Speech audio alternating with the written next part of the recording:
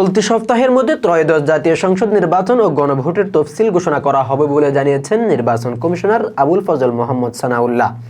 দিনব্যাপী বৈঠক শেষে বিকেলে ব্রিফিংয়ে এ কথা জানান তিনি। এবছর ভোটের সময় 1 ঘন্টা বাড়ানোর সিদ্ধান্ত নিয়েছে কমিশন। ভোট গ্রহণ শুরু হবে সকাল 7:30টায় আর শেষ হবে বিকাল 4:30টায়।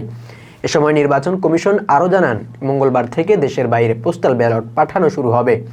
10 ডিসেম্বর বুধবার রাষ্ট্রপতির সাথে নির্বাচন কমিশন সাক্ষাৎ করবে। বলেন, কোনো ধরনের স্থানীয় সহায়তা দিতে পারবে না দায়িত্ব পালনকারী কর্মকর্তারা। তফসিলের পর আচরণবিধি মানার ক্ষেত্রে প্রত্যেক উপজেলা বা থানায় নির্বাহী ম্যাজিস্ট্রেট থাকবে। তফসিলের পর 48 ঘন্টার মধ্যে পোস্টার সরাতে হবে বলেও জানান কমিশনার আবুল ফজল মোহাম্মদ সানাউল্লাহ। প্রচার সামগ্রী অপসারণের ব্যাপারে আমরা যেদিন তফসিল ঘোষণা করব সাথে সাথে 48 ঘন্টা সময় দিয়ে সব ধরনের প্রচারণা যেগুলো রাজনৈতিক দলগুলো ইতোমধ্যে করেছেন এবং ঝুলিয়েছেন এগুলো সরাতে হবে এবং এগুলো না সরালে যথাযথ ব্যবস্থা গ্রহণ করা হবে নির্বাচনী আচরণবিধির আওতায়।